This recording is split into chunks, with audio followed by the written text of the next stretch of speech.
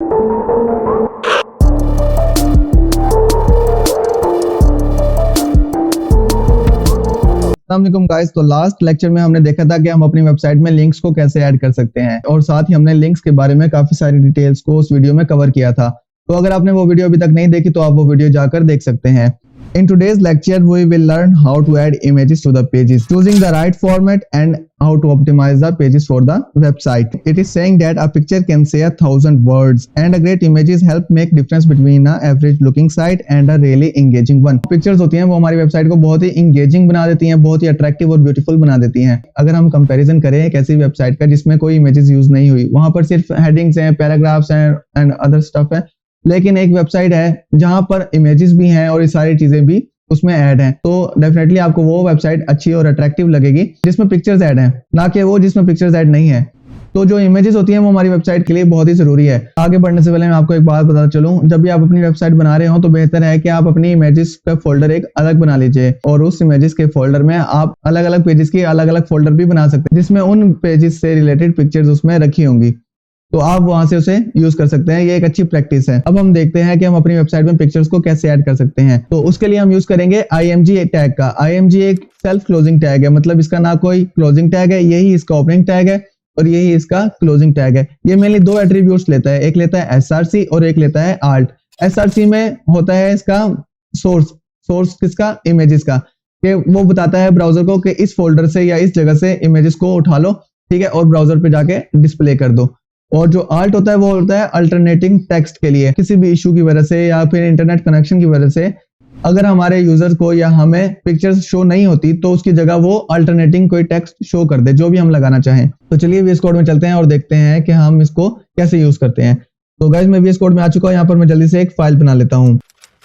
ये हमारी फाइल बन चुकी है। मैं यहाँ पर एक बॉयलर प्लेट लगाता हूँ। यहाँ पर मैं टाइटल देता हूँ इमेजेस का, ठीक है, और यहाँ बॉडी में आके एक हेडिंग बना लेते हैं यहाँ पर इमेजेस नाम की। तो यहाँ पर मैंने एक हेडिंग दे दी इमेजेस की। अब हमें चाहिए कुछ पिक्चर्स जो कि हम अपनी वेबसाइट में लगाएंगे। तो उसके लिए मैं आपको एक वेबसाइट बताता हूँ जहां से आप भी डाउनलोड कर सकते हैं काफी सारी इमेजेस और पिक्चर्स को, वो भी फ्री में बिल्कुल और हाई क्वालिटी में। तो उसके लिए हम चलते हैं क्रोम पर, यहाँ पर लिखते हैं pexels.com। तो ये है वो वेबसाइट जहां से आप किसी भी तरह की इमेजेस को फ्री में डाउनलोड कर सकते हैं। यहाँ पर इसका डाउनलोड बटन है, यहाँ पे क्लिक करेंगे तो आपके पास ये पिक्चर डाउनलोड हो जाएगी। इसी तरीके से आपको जो पिक्चर चाहिए आप यहाँ से आके डाउनलोड कर सकते हैं। तो मैंने पहले से डाउनलोड की हुई है तो मैं यहाँ पर नहीं करूंगा। तो यहाँ पर हम अब करेंगे IMG टैग। अब ये जो SRC है इसमें हमने देना है रिलेटिव URL उस पिक्चर का जहां से हमने वो फेच करनी है और ब्राउजर पर दिखानी है। तो इस केस में तो मेरे पास ये पिक्चर इसी वेब कोर्स के फोल्डर में ही पड़ी हुई है। तो मैं क्या करूंगा, सिंपल इसका 1.jpg लिख दूंगा और यहाँ पर ये आ जाएंगे। लेकिन अगर आपको वेबसाइट बना रहे हैं, जैसे मैंने कहा पहले अभी, ये अच्छी प्रैक्टिस है कि आपको एक फोल्डर बना लेना चाहिए जब आप वेबसाइट बना रहे हैं और उसके अंदर आप इमेजेस के अलग अलग पेजेस के लिए भी फोल्डर बना सकते हैं। तो उस केस में आप क्या करेंगे, उसके लिए आपको लास्ट वीडियो देखनी पड़ेगी जिसमें मैंने आपको सारी हायरार्की समझाई है कि आप कैसे अपने ग्रैंड चाइल्ड से, ग्रैंड पेरेंट से कैसे चीजों को आप फेच कर सकते हैं। तो अब वो जाके वीडियो देख लीजिएगा, आपको सब समझ आ जाएगी। तो अभी के लिए मैं यहाँ पे लिख दूंगा 1.jpg, ठीक है। तो यहाँ अल्टरनेटिंग टेक्स्ट में मैं लिख दूंगा कोड विद MU, ठीक है। अब मैंने लिख दिया, इसको मैं यहाँ से कॉपी कर लेता हूँ ताकि हम आगे भी इसको यूज करेंगे। तो अब नेक्स्ट में दोनों पिक्चर्स के दरमियान एक डिफरेंस देने के लिए हॉरिजॉन्टल लाइन लगा लेता हूँ, ठीक है।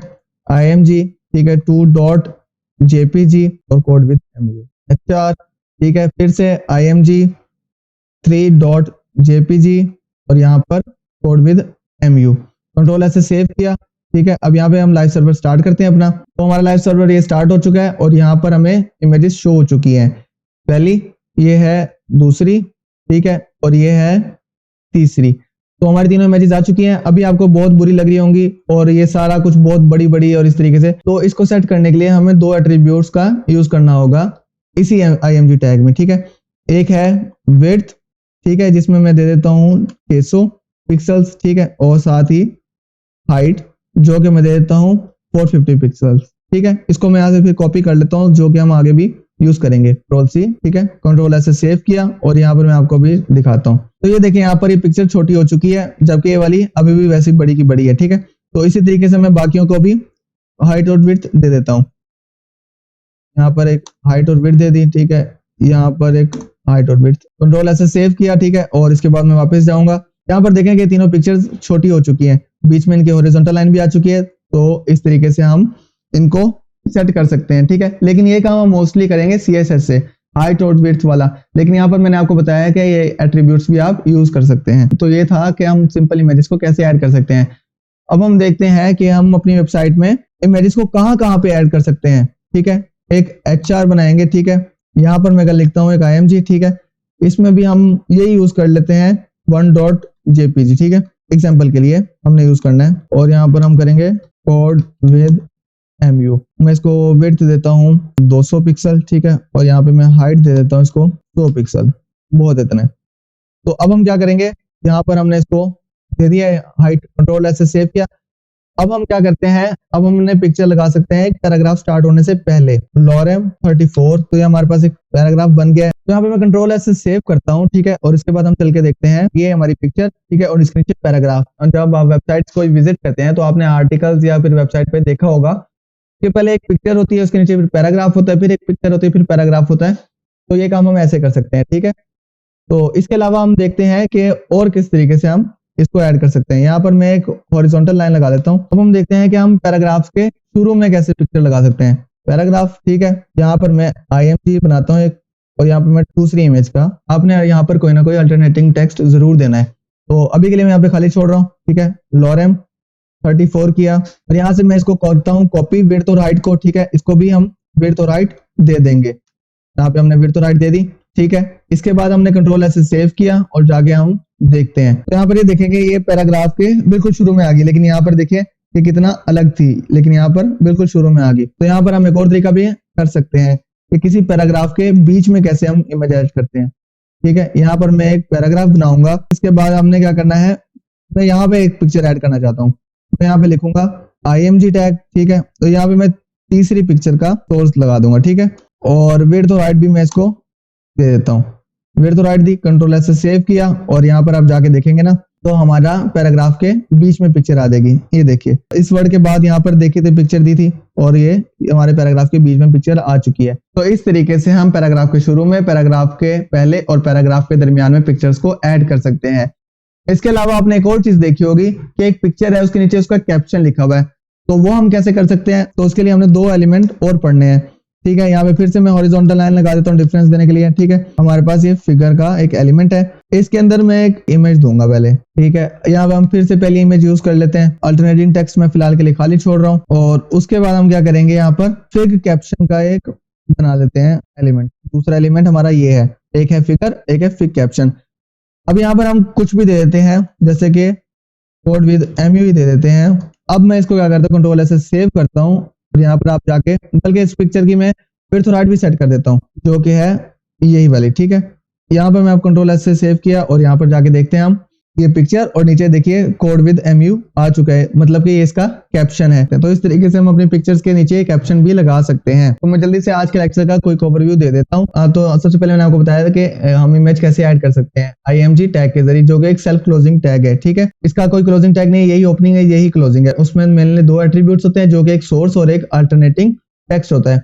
सोर्स में हम उसका सोर्स देते हैं, रिलेटिव URL देते हैं जहां से वो उस पिक्चर को फेच करके ब्राउजर पर दिखाता है। और अल्टरनेटिंग टेक्स्ट में वो टेक्स्ट होता है, जब हमें पिक्चर शो नहीं होती तो वो टेक्स्ट हमें शो होगा उसकी जगह। उसके बाद हमने विड्थ और हाइट के भी 2 एट्रीब्यूट्स पढ़े, जिससे हम विड्थ और उसकी हाइट सेट कर सकते हैं। लेकिन ये काम हमने HTML से नहीं करना, ये काम हम करेंगे CSS से। मैंने यहाँ पर आपको जस्ट बताया है यहाँ पर, ठीक है। तो उसके बाद हमने देखा कि हम अपनी वेबसाइट के अंदर पिक्चर्स को कहाँ लगा सकते हैं। तो यहाँ पर हमने पहली चीज देखी कि हम पैराग्राफ से पहले पिक्चर को लगा सकते हैं, ठीक है।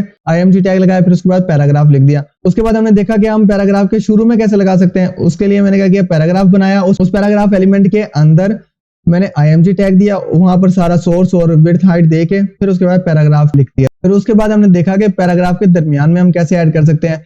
उसके लिए मैंने पैराग्राफ पहले लिख लिया, फिर ठीक है किसी भी जगह दरमियान में जाके मैंने IMG टैग बना के और उसको वहां पे डिस्प्ले करवा दिया, ठीक है। फिर उसके बाद हमने देखा कि हम अपनी वेबसाइट में इमेजेस के नीचे कैप्शन कैसे दे सकते हैं। उस कैप्शन देने के लिए हमने क्या करना है, 2 एलिमेंट्स देखे, एक था फिगर और एक है फिग कैप्शन। फिगर एलिमेंट के अंदर हमने एक IMG देना है, ठीक है, एक इमेज देनी है, और उसके बाद एक फिग कैप्शन को यूज करना है, जिसमें हमने उसका कैप्शन देना है। एक कैप्शन कितना भी बड़ा हो सकता है, जो जैसे भी होगा वो उतना कर सकते हैं, लेकिन मैंने आपको यहाँ पर बता दिया कि यहाँ पर हमने कैसे इसको कैप्शन देना है, ठीक है। तो ये था आज का लेक्चर। उम्मीद है कि आपको लेक्चर की समझ आई होगी। अगर आपको कोई भी कंफ्यूजन है या कोई डाउट है तो आप कमेंट सेक्शन में पूछ सकते हैं। और अगर आपको ये वीडियो पसंद आए तो वीडियो को लाइक जरूर कीजिएगा और चैनल पर नए हैं तो चैनल पर सब्सक्राइब कीजिए और साथ वाले बेल आइकन को प्रेस करना ना भूलिएगा ताकि आने वाली वीडियोस की नोटिफिकेशन सबसे पहले आपके पास आए। तो मिलते हैं नेक्स्ट लेक्चर में, तब तक के लिए अल्लाह हाफिज।